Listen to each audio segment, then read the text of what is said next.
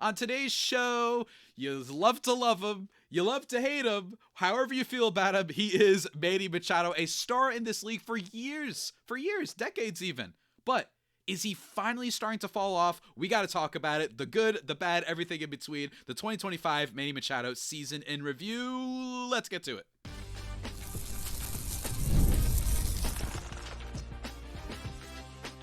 You are Locked On Padres, your daily San Diego Padres podcast. Part of the Locked On Podcast Network, your team every day.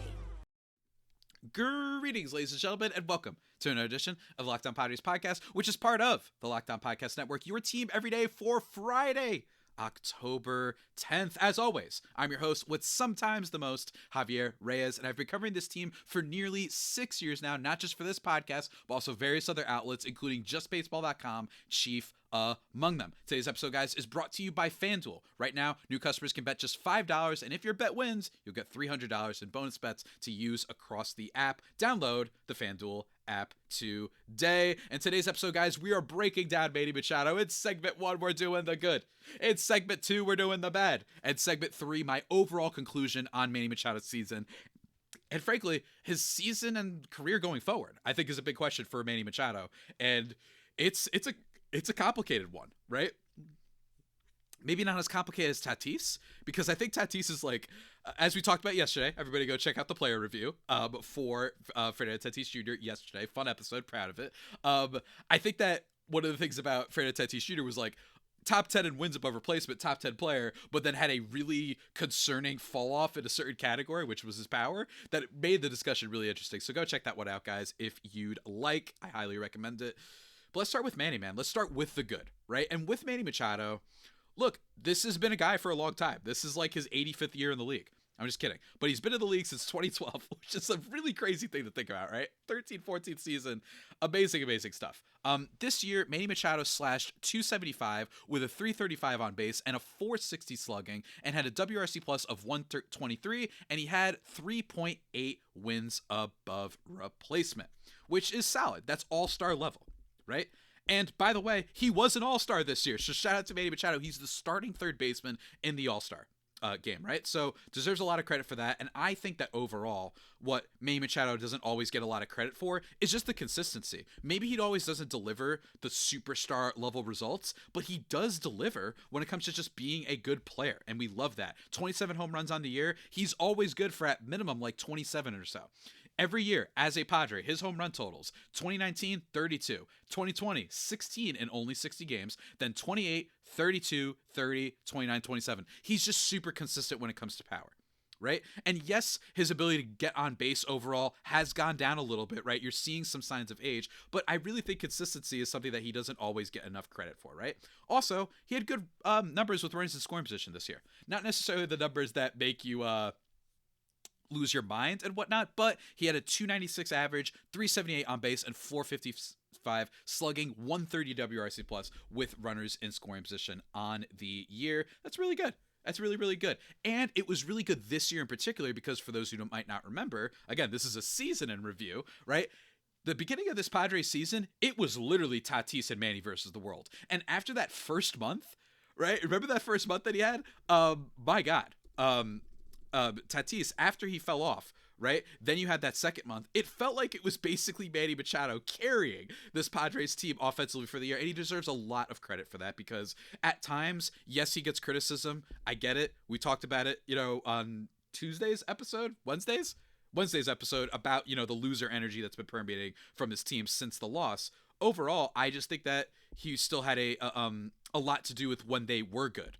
Right, so it's easy to criticize him, but it's also, you got to point back to, without him, I don't even know if we're in the playoffs to begin with. 954 OPS in May, when Tatis fell off, when you had those injuries to Jackson Merrill, when Luis Arraez was hurt for a bit, when Jake Cronenworth was hurt for a bit, he stepped up for this team during the regular season in ways that he tends to do, right? He was second on the team in wins above replacement behind Tatis, and the great batted ball stuff was still there, which is a big, big thing for him, right? Expected weighted on base, 86th percentile. Barrel rate, 81st percentile. He was putting the ball in the air and still hitting it hard, 92nd percentile, right? Last year, some of these numbers, and the year before, especially 23, we started to see declines. So it's cool to see that when it comes to just hitting the ball, being a slugger, Manny Machado absolutely still has that capability. And basically, this season cemented our belief that, as expected, 2024 was a season that was a bit hindered by him recovering from that surgery. The surgery early on, right? You remember how terrible he was to start the year? That's why his numbers at faraway glance in 2024 showed like, oh, he was a good player. He was good. He still hit 29 home runs. It could have been a lot better if he recovered faster or whatever it is, but it's just so clear that after the results of this year and the results of most of last year, discounting those first couple months, that Manny Machado, like, it was just the surgery that was really probably hampering him for a while, right? 2023, the same thing, potentially as well. A little bit of a down year for him that year. Frankly, down year for everybody that year. And like I said, an all-star starter. It was just like kind of business as usual for Manny Machado this year. There's actually not, in a way, not as much interesting, right? He was good. He started the all-star game and had his moments. And he was fun to have on the team. It's always great to have him. And as usual, a banner, a sigil of health. This guy never misses games. Here's his games played. As a Padre, 156 in 2019, all 60 in 2020, 153 in 2021, 150 in 2020, 2023, he finally missed a little bit of time, 138, right? You remember with the injury and whatnot. Then 152 in 2024 and 159 this year. He is just captain consistency, and that is an underrated attribute that sometimes doesn't show up when you're just looking at WAR, when you're looking at your batted ball data and all that sort of stuff. It's just nice to know that a guy that you signed to such a big contract is basically always there for you, right? Genuinely, always there for you. And again, he's been a guy that kind of, in a lot of ways, is the face of the new Padres era. He's not the face of the team, that's Tatis, but he was the first signing that when it happened, you were like, oh my God, the Padres have arrived, right? The Padres have arrived. This is crazy. I can't believe this is happening. The fact that we actually got a big time free agent, it means a lot. It really does. And in terms of games played, he's 5th since 2019. Only Eugenio Suarez, Matt Chapman, Nolan Arenado, and Jose Ramirez have played in more games. So again, those are things that don't always show up. Availability is sometimes the best ability. So shout out to Manny Machado. Very good in all of the initial stats. But when it comes to the bad, did Manny Machado have some bad this year? Because there was some bad. And there was regular bad that we all know about, postseason.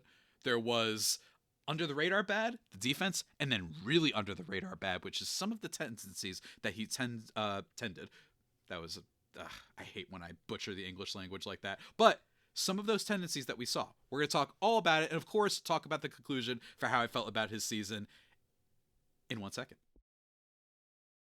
But first, I need to talk to you guys about the sponsor that you heard at the top of this show, and that is our good friends over at FanDuel. The NFL season, it's here, man. It's been here. And FanDuel has an offer you aren't going to want to miss that's going to help make your Sundays even more exciting, because right now, new customers, they can bet just $5. And if you win, guess what? Get $300 in bonus bets if you win. That's right. Pick a bet, put down $5, and if it hits, you'll unlock $300 in bonus bets to use all across the app. Parlays, player props, even the live games. You could live bet whatever you want. It makes watching football even more exciting. We got a little bit of action going on here. So whether you're casual or love diving into it, FanDuel makes the game day experience so much better. So what are you waiting for? Visit FanDuel.com to download the FanDuel app today and get started. Shouts to our friends at FanDuel. Go check it out.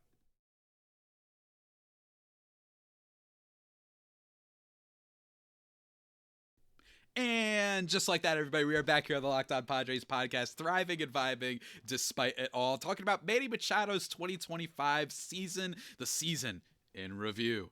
Man, crazy stuff, right? It's just crazy to think that we're like here. I don't know. It just randomly hit me that like the season's done. And this is the first time, I believe, since I've been covering the show. Sorry to like have an epiphany here, guys, but the first time I've been covering the show, I believe, in which the Padres did not make it out of at least the first matchup in the playoffs. Not great. And speaking of playoffs, let's talk about the bad with Manny Machado, right? So when it comes to the clutch conversation, we're going to be talking about that too. But in general, I kind of want to remove that for just a second. Let's first talk about this. He had a disastrous end to his season is one of the first things that I want to bring up. In August, he had an OPS of 590, and September, it was just 1 month, had an OPS of 675. In total, he had a 105 WRC plus in the second half, which isn't atrocious, but it's very like slightly above average compared to the 135 he had in the first. He was an all-star, right? We talked about this for a second. He was an all-star, and that's a big part of it. And at his age, 33 years old, it's stretches like this that make you wonder, will we look back on this and say this was the beginning of the end for Manny Machado? I've been watching baseball a long time. Even when I wasn't a big sports fan, I watched the NBA, I'll watch WNBA, I'll watch the NFL. I have all sort of crazy stuff that I'm into. You know, I watch college football every now and then with my friends. Some hockey playoffs, really, really fun, especially in person. I've been watching baseball for a long time. Guys can just be done one day. Done. You will not see the signs, right? NBA, it'll be like, at least he could still score 20 points a game. Yeah, the percentage points are down by a little bit. Instead of being a 46% sure, he's 44%. But it's not as cut and dry because basketball, football, the stats really don't tell the full story. Not that they do in baseball, but just not nearly as much as they do in baseball. I'm just so used to guys just being done sometimes. And I think that Manny Machado is such a talented player that he's been getting hyped since he was, coming out of high school and college down in Florida, all that stuff. Him and Eric Hosmer both, actually. That maybe he's just one of those guys that's like, don't worry about it. He's Manny Machado. Let's trust the name brand. He'll be okay. At minimum, he can do what he did this year again. But it is stretches like that where it was a prolonged stretch. One of the worst stretches that he's had as a Padre, with the exception of when he was hurt in 2024. We talked about that in the first segment. He was clearly hurt. That was hampering him. And he was getting back to, remember when he was playing DH for a little bit? All that stuff. But it's stretches like this, like I said, that make you wonder, 1 year from now, will we be like, hey, man, remember how bad he was in August and September and then the playoffs too? Maybe that was a sign.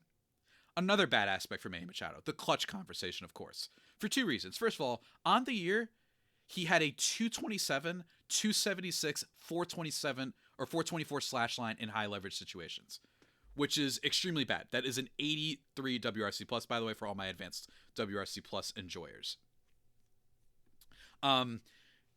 Again, remember the difference between high leverage and runner scoring position. So you might be wondering, but Javi, you praised him for runners in scoring position. I did, because he was a pretty decent carrying. But when it comes to the big moments, that's what high leverage is for. You're going to have like 50 of them a year, right? Or so 50 like appearances like that.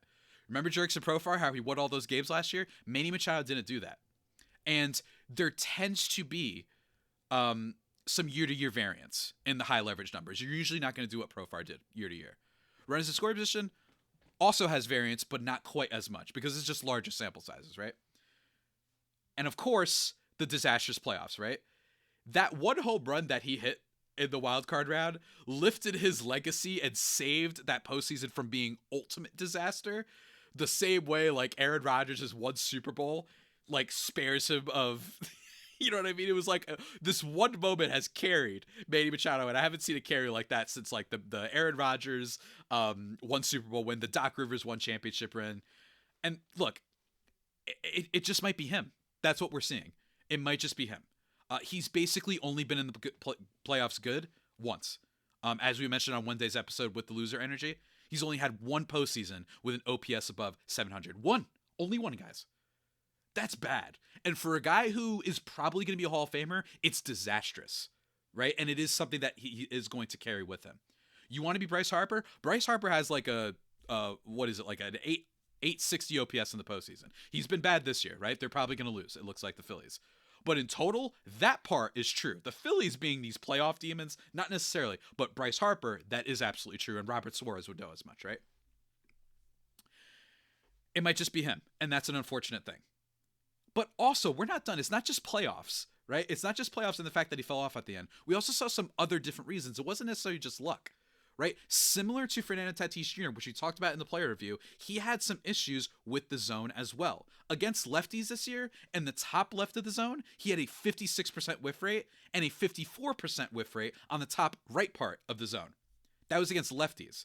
And then against righties, not much better. And you can see these on the YouTube if you're watching. A 41% whiff rate on the top right percent of the plate, and then a 30% on the top middle part of the plate. He was good on the top left, right? When it was against when it was against righties. But overall, righty or lefty, top part of the zone, he struggled big this year.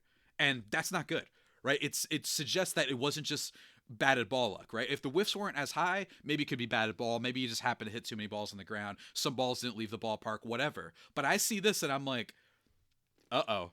Is he not able to keep up with the high velocity anymore? Is this a guy who might be struggling a little bit? And that's the things that tend to happen with age. He can hit velocity a decent amount. Don't get me wrong, right?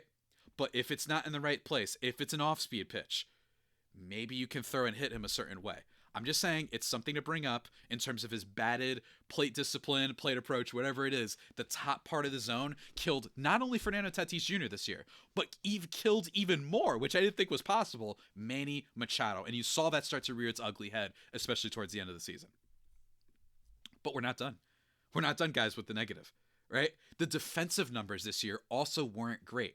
He had his worst outs above average mark. Remember, the two advanced stats for defense are defensive runs saved, which tends to be a stat that's like, if you're like throwing out runners, so like outfielders, if you see a lot of defensive runs saved, like you saw with Tatis the year that he got the platinum, I think he had 25. Remember how many runners he threw out that year in 2023? There you go, right? Like he just threw out everybody.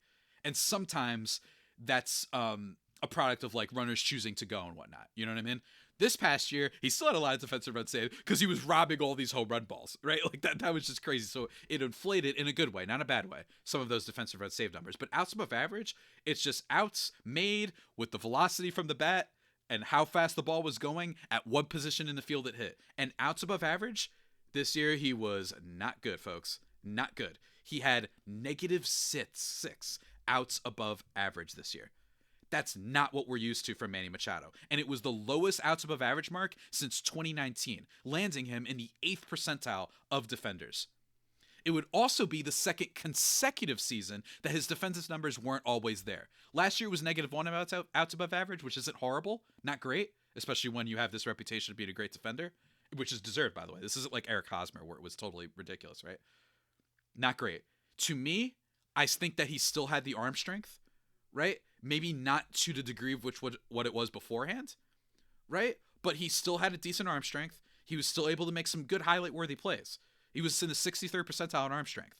But what I saw was a lack of range. I saw a player that was not able to make as many diving stops, was not able to get to the ball as quickly as maybe he'd been getting to in his prime. And I mentioned this with Tatis. Sometimes defense can go year to year. Platinum glove one year, fine defender in terms of advanced numbers the next year. Just didn't have as many moments. But with Machado, it's consecutive years. And I think that matters and might be a sign, again, of the aging. That's what we're wondering. Those are the bad things that we saw from Manny Machado this year. And it leads you to wonder, can he still be, if you're watching on YouTube, what I put on the side, can he still be one of the best players on a championship team? But before we conclude and answer that question, guys, I need to talk to you about our other sponsor, which is our friends at Rougiette. The sponsor, folks. Rougiette, they're our sponsor of today's show, or at least one of them. But in all seriousness, guys, you've probably heard of Viagra or Cialis. Maybe you've even tried them. But if you're looking for something beyond the usual pill that's going to help you out, it's time to meet Rougiette Go Long. Right? Rougiette Go Long, they come in for you whether you need it the most. This isn't just another ED pill. It's a total game changer for confidence, right? It's combining 2 doctor-trusted medications in one dual-action formula so you can go hard and go the distance. The effects can last up to 36 hours. That's confidence all day, all night, and even into the next day. And the process is really simple. Connect with a board-certified doctor 100% online, and if prescribed, your treatment ships directly and discreetly right to your door. Ready to level up your confidence in the bedroom? Head to Rougiette.com and use promo code LOCKEDONMLB for 50% off your first order. That's Rougiette.com, RUGIET.com, promo code LOCKEDONMLB, and make sure to use our code so that they know we sent you. We'd appreciate that. Go check it out.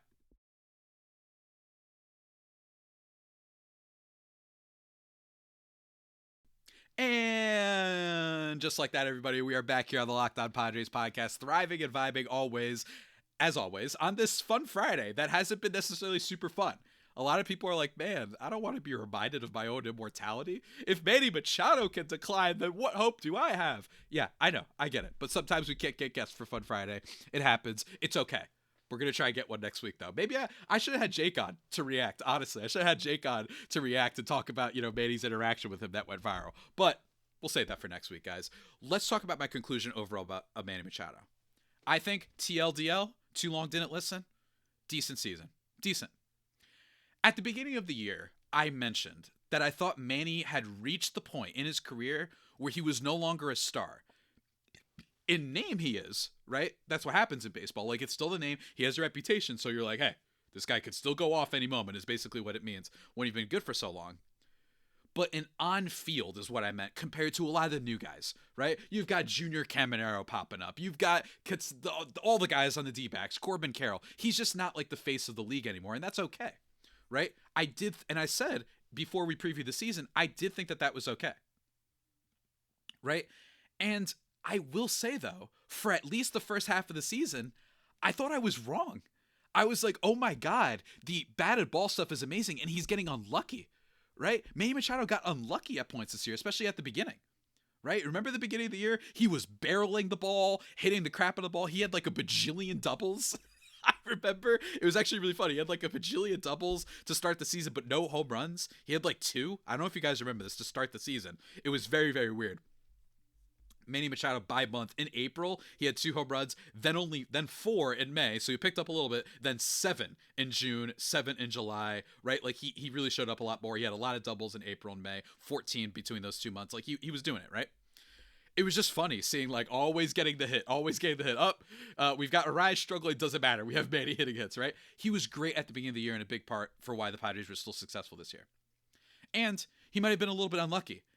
When it comes to the home runs, especially early on in the year, that probably results in this. He had a 13.1% home run fly ball rate this year, which was the lowest of his career, right? So maybe it's possible that we're looking at a guy that actually should have had maybe like 35 home runs. Maybe he should have had more.